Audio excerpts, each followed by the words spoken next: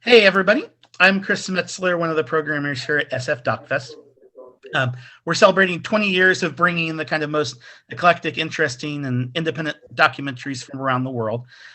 For those of you that don't know, SF DocFest started in a empty church down in Union Square for 3 days, and now 20 years later, we're at the Roxy and other great places around San Francisco, and for 2 weeks. And so, never expected the festival would be where it is. But I think if you look at the programming from over the years, but also that first year, it totally makes sense why we programmed this great film Alien on stage. It fits so much within the vibe of all the things that we love about cinema and art. And so we're lucky enough to have the two directors here, Danielle Coomer and Lucy Harvey. Welcome, guys. Hello, Hello, thanks so much for Sid. having Thank us. you. So, obviously you can tell that we love you guys' film, and I think it's going to be a big hit with our audiences. How did you discover this kind of weird and wonderful story and decide that there was a documentary there to make? It was a complete Um, utter fluke, and I think yeah, Lucy, you tell the story. yeah. Danielle and I lived in a shared house in London, originally a group of jazz musicians lived there, and one of the musicians is one of our good friends, and he fell in love with a girl who was from Dorset. So he used to travel the 3 hours from London to Dorset to see his girlfriend. And one day he came back from Dorset so excited because he'd seen a poster in the local supermarket for an amateur stage adaptation of Alien, and they had a blog. So we all sat around the laptop and looked at these people's blog and discovered they were a group of bus drivers rehearsing scenes from Alien, but there was no costume, no props, no indication of how on earth they were going to do this, and we became obsessed. And by the time it came to do their show, we decided this is our only chance to see if this was going to be good or terrible. So we decided we were going to have to see it and drove all the way there from London to Dorset to see the show for ourselves. And after that first night, what was your kind of first impression, And, how did it confirm to your expectations? How did it surprise you? It completely exceeded our expectations, and our first impressions were we really had no idea whether we were okay to laugh or not, because we could see that they were doing it in all seriousness. There was only 20 people in the audience, and it was this incredible blend of really quite impressive stagecraft, like good sets, amazing costumes, sound effects were amazing, acting not so good, and then the props just kind of like really homemade, really DIY, but they would do these cool things with the lights, and it just was this bizarre blend of really quite genius and really sort of hilarious. And by the second half, we were just holding on to each other for dear life, like, because it just got more and more ridiculous and more exciting, especially when it got to the Ash scene, destroying the android, the robot scene. It was just got ridiculous. So we were just howling by the end, but we were also completely in awe at how incredible it was. So we were very excited to meet them afterwards. And they realized, we had to say, is it okay that we were laughing? And at first they were like, well, we were doing a serious kind of like horror version of Alien, but we can see why it's funny now. And then we found out that the actors had only done pantomime before, which is like ridiculously funny, kind of like British comedy theatre. So that was their only experience before. So it kind of carried through into the Alien adaptation. And then after that, we just sort of created a mutual respect for each other. And I really strongly felt that everybody I knew needed to see this, because they only had a few people in the audience, and it was just a crying shame that nobody else had seen it. So I convinced Danielle and 10 other friends to come back for their next show, because they only had 4 shows. And we drove in a minibus and saw them again. And by then, we just were completely in love and decided the whole world needed to see it. And one thing led to another, and here we are. And, for those of us kind of outside the UK, can you kind of set up a little bit about like Dorset, in the sense of, what it's like as a city, what's its reputation in the country, and like, is there something about it that, like, could you imagine this happening in other towns around England, or is there something kind of a unique spin you think that they kind of also gave it in their interpretation? It's a very small, sleepy, quite sort of filled with more of like a retirement place, Dorset and Poole especially. Like I used to go there when I was younger, actually growing up, and it's a seaside town, so it's very pretty, but it's not maybe a cultural hub where you'd expect something like this to be happening, which is part of the reason why when we went to see it, the audience there weren't quite kind of getting it the same way that perhaps an audience in a sort of more cosmopolitan city might get it or might understand it. And yeah, so that's why I think when it came to London, it was a completely different experience for the people putting on the show and the audience that were seeing it. So yeah, Dorset is a much smaller town, and yeah, it's not something that would happen regularly. Well, and so obviously, yeah, there was something special that you saw, but obviously you need to get everybody that we see on the documentary board. Was there any hesitation about like opening themselves up for a documentary, or did they just kind of like the idea that this was a chance to kind of celebrate their own kind of creativity, I guess, in some way? Yeah, I mean, there wasn't any hesitation. They were just quite happy that we were happy, and they were really sort of excited that they had a little fan club. And as far as they're concerned, we were just a little fan club, some strange enthusiasts. They thought we were mad, and we thought they were mad. And when we asked to film them, it was just me and Danielle, so we didn't sort of pose any particular threats. And I'll let Danielle continue describing the way they were on camera and stuff like that. Yeah, they were just so easy to be. Like we just, we had a few times we watched a show where we just hang out with them afterwards and have drinks and socialize with them. And then when we started filming with them, nothing really changed. It was the same.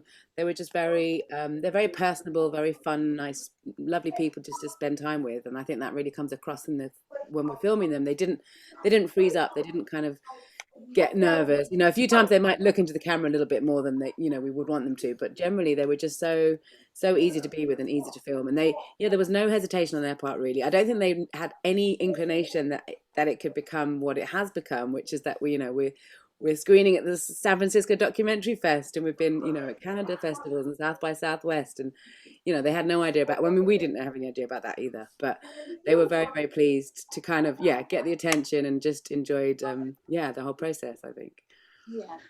Yeah, I think it's pretty clear that the kind of respect that you all had for them, and it's fun. And so obviously I expect when we're screening it at the Roxy or when you screen it at home, there's going to be some laughs and things, not so much at them, but just the idea of like they decided to push it so far, I mean, in some ways it's like, this big mad dream. Like, how would they feel if we're laughing at the film? I mean, in the sense, like, do they see the humor in it also, in the sense that, I mean, obviously we're not laughing at them. We're laughing at just the idea of like, some of the kind of unique things that come up in there. So, what, as an audience, is there anything that we should kind of keep in mind? I mean, in the sense of keeping that respect for them, or do they just want us to have a good time? Yeah, they really do just care that you're having a good time. When we first saw the show, their answer was, well, as long as you're entertained, that's the most important thing. It didn't take them long to adjust. They were very graceful about it. And they don't take themselves too seriously. They do take the fact that they put an awful lot of work into it, and it took them everything they got to make it. They take that seriously. But the fact that you're enjoying it is really important to them. And I think the whole context that they're just doing it in their spare time. They've all got a full-time job. They did it because they want to have a fun experience. And the fact that they got so far, I think there's a liberation in being able to celebrate that and enjoy it and laugh along with them and, be in their place. Like, wow, how amazing to have a stellar audience in the West End when you work on the buses full time. This is never your plan. Somehow you got here. That's incredible. With your homemade, special effects. It's just so joyful to be part of that. So I think everyone should just really thoroughly enjoy themselves. What I have to say is that, obviously, while it's going to be different than the movie, I mean, like, I was like, if I gave this a try, there's no way I would ever be able to get anywhere close to even what they were achieving, Yeah. So what do you, there's been a couple other, like, viral kind of stage productions of Alien that seem to have happened around the world, and the one that you capture, I think, is particularly unique. But what is it that you think about the movie Alien that people are driven to want to kind of show their love for it, and create these plays? Because, I mean, offhand, I mean, I'm glad that they're doing it, but like when you see the movie Alien, it's not like the movie where like, oh, this is the movie I want to adapt, but like, what was it that, what was their shared love that this was the movie they wanted to to adapt, I guess. Well, you hear them talk about, and actually, it wasn't shared amongst all of them. Yeah. There was a few of them that were a bit like, I don't know if I even know if I like sci-fi, and I've only seen Alien once, and I didn't really get it. But then the core, of course, which is Luke and Lydia, who, as you see in the film, they grew up watching it together, and it was their favorite movie, and they always watched it, and they loved it. I think, having just worked on this project for such a long time and seeing the amount of people that love this film is just such a beautiful, unique, it's so groundbreaking at the time, and it still holds up now. Like the set design, Mm. the atmosphere Yeah. that's created in the first half an hour is just incredible. Like it's just an incredible film, and I think, yeah, testament to the fact that people just want to keep doing stuff to it. Yeah, and it engages people on so many levels. We went to a symposium last year, which was filled with people from all areas of academia, film, science, technology, gender studies, all coming together and giving hour-long lectures on Alien and how it relates to all these different areas of interest. And it's just got so many layers to it, and it's simplicity, but it's really complex at the same time. And like, the design was so groundbreaking, like H.R. Geiger's vision of the organic alien world compared to the Nostromo, and also the parallels of, these are just working class people like following orders, being faced with this incredible, really frightening scenario and having to like face it. It's just like, yeah, it's just powerful. It really works and translates so well to the stage because of its simplicity and the very well written script. The script is very simple and it really translates. And then it somehow translates onto the circumstances of the bus drivers, working for, their corporation, and Yeah. having to work their shifts and get the job done. And they've got their buses are like spaceships, and the space station's like the bus station. And, it just seems to just work on all those layers. And did you guys have any particular feelings about Alien beforehand? I mean, I think most people recognize as a great film, but did you have any personal affection for it, or just I personally was Yeah. more into Aliens. I think I'd seen that more when I was younger. And then it was only since kind of coming on board with this project that I really got behind Alien and watched that a number of times. And we saw it in the symposium with all these alien geeks and learn all this stuff with Alien. And, it's just amazing. What about you, Lucy?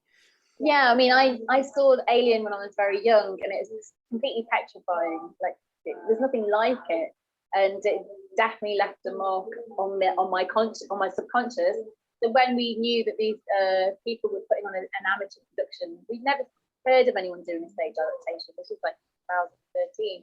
So when we heard they were doing it, we had to see, because we knew what the film was like. We knew how epic it was and how complex the design was and how amazing the special effects are. We had to go and see how they were going to do this stage adaptation. So knowing Alien was the reason to go to see the stage adaptation. Yeah, it does present the question of like, you're like, okay, I need to see this just to see how they're going to do this. And now you've captured in this wonderful film that'll kind of stand the test of the time for people to discover. As we wrap up, do you think this is kind of a one-off for the cast and crew, or do you think that there's kind of another film or story that they might adapt, They're very keen. They love doing it, and they actually continue to do Alien on stage for a few years after their first show. I think what's really trying for them is it takes so much energy. It's much easier for them to do like a standard Christmas show, but to like design convincing sets and get convincing costumes that are homage to original film is a lot more work. And I think these days they would need proper financial support to be able to sustain it at any great kind of like level. But they continue to do Amjam for fun, they love doing it. But we'll see what this film brings. Maybe we can raise some money for them to do it again. Nice. And so I think that's a good way to transition as is that, I always see that we in the audience at film festivals, or particularly SF Doc Fest, is that, we're your kind of grassroots street team. So what's the way we can kind of continue to follow your filmmaking efforts, but also get the word out about the film out there to people? If you go to our Yeah, website, Alien on Stage Doc, you can sign up to our mailing list and we'll send out all the info. We're doing lots of other various film screenings. And if there's any more progression with the shows, we'll be updating that too. Or you can find us on social media, Alien on Stage Doc as well on Twitter and Instagram. We'd love to hear any audience thoughts about the film. Oh yeah, if you've just watched this film and you love it, we want to see your faces. We want to hear what you think. Send us a little clip on Twitter or Instagram. We're just dying to, especially if you your watch experience. it in the cinema, because we haven't seen it in the cinema yet. So No. you're doing something that we haven't done yet. So we hope, Yeah, we want to be in an audience laughing and joking and cheering. So send some of that energy to us, please. We'd really love to hear from you. Yeah. Very nice. Well, you guys have made a great film, and everybody, please just kind of get out on Facebook and Twitter and stuff, and just tell them about this great film, Alien on Stage, and hopefully we'll get it spreading around to some other cities around the world, and continue with the great run, Danielle and Lucy. Thank you so much. Thank you for your time, Chris. Thank you so much for having us.